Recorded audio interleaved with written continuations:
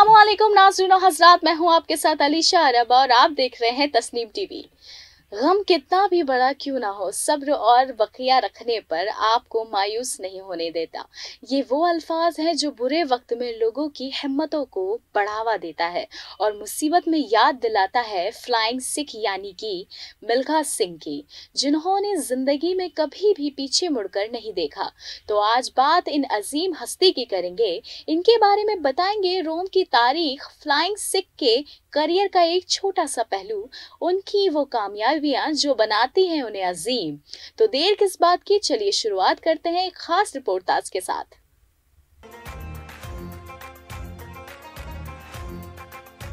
मिल्खा सिंह आजाद भारत के पहले sports star जिन्होंने अपनी रफ्तार और आगे बढ़ने के भरोसे के साथ करीब एक अरसे से ज्यादा वक्त तक हिंदुस्तानी ट्रैक एंड फील्ड पर हुकूमत की। उन्होंने अपनी जिंदगी में कई रिकॉर्ड्स बनाए और कई अवार्ड हासिल किए। मिल्खा सिंह की विलादत गैर मुनक़सिम हिंदुस्तान के पंजाब में एक सिख राठौर खानदान में 20 नवंबर 1929 को हुई थी। अपने वालिदैन के कुल 15 औलादों में से वह एक थे। उनके कई भाई बहन बचपन में ही गुजर गए थे। हिंदुस्तान के तकसीम के बाद हुए जंगों में मिल्खा सिंह ने अपने वालिदैन और भाई बहन को खो दिया। वह रहबर बन के ट्रेन से पाकिस्तान से दिल्ली आए। दिल्ली में वे अपनी शादीशुदा बहन के घर पर कुछ दिन रहे। कॉमनवेल्थ खेलों में भारत को सोने का तमगा दिलाने वाले वे पहले हिंदुस्तानी थे। खेलों में उनकी अच्छी शराकत के लिए हिंदुस्तान सरकार ने उन्हें हिंदुस्तान के चौथे अजीम एहतराम पद्मश्री से भी इज्जत से नवाजा। पंडित जवाहरलाल नेहरू भी मिल्खा सिंह को और उनके खेल को देखकर उनकी तारीफ किया करते थे और उन्हें मिल्खा सिंह पर फख्र महसूस हुआ। हिंदुस्तान के तकसीम के बाद हुए जंग में मिल्खा सिंह ने अपने वालिदैन और भाई बहन को खो दिया। वे मुजहरीन बन के ट्रेन से पाकिस्तान से दिल्ली आए। दिल्ली में वे अपनी शादीशुदा बहन के घर पर कुछ दिन रहे। कुछ वक्त मुहाजिरीन कैंप में रहने के बाद वे दिल्ली के शाहदरा इलाके में एक कस्बे में रहे। हिंदुस्तान के तकसीम के बाद की अफरा तफरी में मिल्खा सिंह ने अपने वालिदैन को खो दिया। वहीं मुहाजिरीन बनकर ट्रेन से पाकिस्तान से हिंदुस्तान आ गए। ऐसी तकलीफ दे बचपन के बाद उन्होंने अपनी जिंदगी में कुछ कर गुजरने की उम्मीद रखी।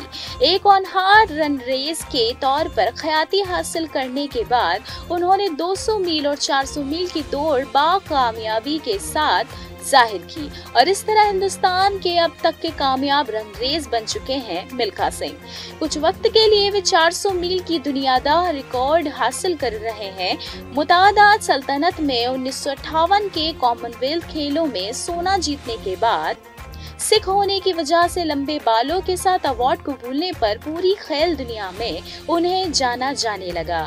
इसी वक्त पर उन्हें पाकिस्तान में दौड़ने का भी मौका मिला, लेकिन बचपन की परेशानियों की वजह से वे वहां जाने से रुक रहे थे। लेकिन न जाने पर सियासी हंगाम के डर से उन्होंने जाने को कह दिया। उन्होंने दौड़ने का मौका कबूल कर लिया। दौड़ में मिल्खा सिंह ने आसानी से अपनी हरीफ को हरा रंग दिया और आसानी से फतहात हासिल कर गए।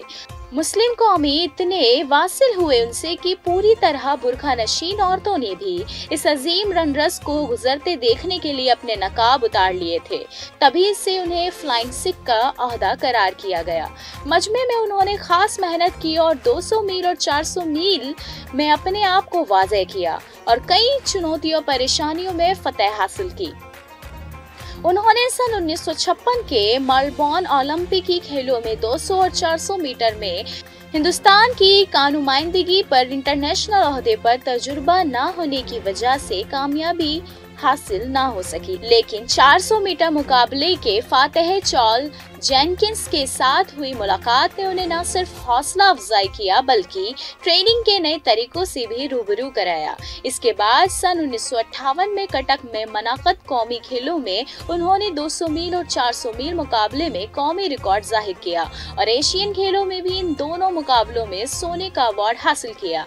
साल 1958 में उन्हें एक और खास कामयाबी हासिल हुई जब उन्होंने ब्रिटिश कॉमनवेल्थ खेलों में 400 मीटर मुकाबले में सोने का अवार्ड हासिल कर लिया। इस तरह वे कॉमनवेल्थ खेलों के जातीय एहसास में जीतने वाले आजाद हिंदुस्तान के पहले खिलाड़ी बन गए। इसके बाद उन्होंने सन 1960 में पाकिस्तान खास रनरज अब्दुल बासित को पाकिस्तान में पिछाड़ा, जिसके बाद जनरल अयूब खान ने उन्हें उड़न सिख कहकर पुकारा। 1 जुलाई 2012 को उन्हें हिंदुस्तान का सबसे कामयाब रनरज माना गया, जिन्होंने ओलंपिक्स खेलों में लगभग 20 पदक अपने नाम किए हैं। ये अपने आप में ही एक रिकॉर्ड है।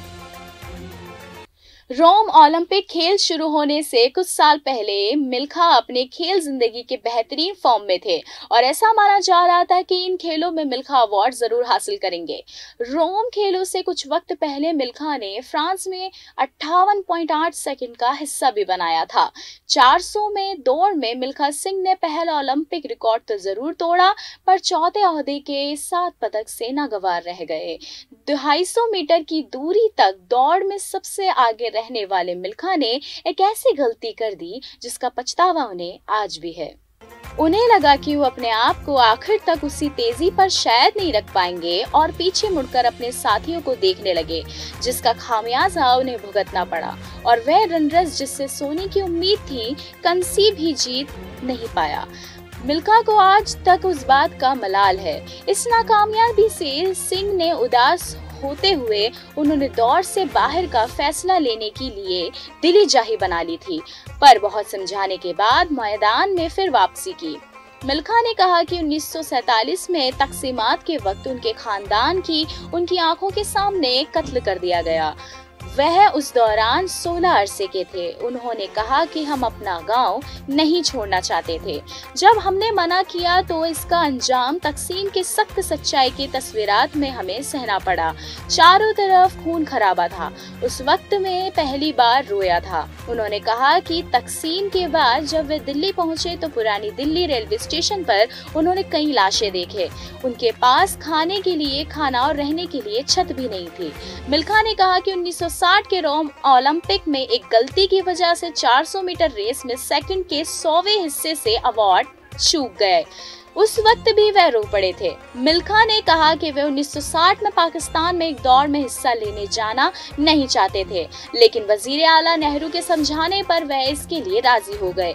उनका मुकाबला एशिया के सबसे तेज रनरेज माने जाने वाले अब्दुल खालिक से था। इसमें जीत हासिल करने के बाद उन्हें इस वक्त पाकिस्तान के सदर फील्ड मार्शल अयूब खान की ओर से फ्लाइंग सिख का नाम मिला। मिल्खा सिंह ने खेलों में उस वक्त कामयाबी हासिल की जब खिलाड़ियों के लिए कोई फाजिलतें हासिल नहीं थी, ना ही उनके लिए किसी ट्रेनिंग की जिम्मेदारी थी। आज इतने अरसे बाद भी कोई एथलेटिक ओलंपिक में पदम पाने में कामयाब नहीं हो सका। रोम ओलंपिक में मिल्खा सिंह इतने खास तरीन हो गए थे कि जब वे स्टेडियम से घुसते थे, देखने वाले उनका जोश मशक से इस्तकबाल करते थे। यद्यपि वहाँ वह टॉप के खिलाड़ी नहीं थे, लेकिन सबसे अव्वल रनरेजों में उनका नाम साबित था। उनकी मशहूरियत की दूसरी वजह उनकी बड़ी हुई दाढ़ी और लंबे बाल थे। लोग उस वक्त सिख मसलक के बारे में ज्यादा कुछ नहीं जानते थे। लोगों को लगता था कि कोई साधु इतनी अच्छी दौड़ लगा रहा है। मिल्खा सिंह की कामयाबी का एक खास वजह ये था कि रोम पहुंचने के पहले वे यूरोप के टूर में बाकी बड़े खिलाड़ियों को हरा चुके थे और उनके रोम पहुंचने के पहले उनकी मशहूरियत की बातचीतें वहां पहुंच चुकी थी। मिल्खा सिंह की जिंदगी में 2 वाकयात बहुत खास गुजरे हैं। पहला, हिंद पाकिस्तान के तकसीनात का हादसा, जिसमें उन्होंने अपने अम्मा अब्बा को कत्ल होता हुआ देखा और बाकी रिश्तेदारों को भी खो दिया। दूसरी, रोम ओलंपिक का हादसा, जिसमें वे पदम पाने से चूक गए। जिस इंसान के अंदर विल पावर है, जिस इंसान के अंदर हार्ड वर्क करने का जिम्मा है, जिस इंसान के अंदर डिसिप्लिन है, कैरेक्टर है, वो इंसान वो है जो जमीन से उठकर आसमान को छू सकता है और वह इंसान जीरो से नायक बन सकता है। ये बात शायद इस रिपोर्ट के जरिए समझ गए होंगे। तो अब वक्त भी चला है आपसे अलविदा लेने का। तब तक के लिए आप देखते रहिए तस्नीम टीवी। अल्लाह हाफिज।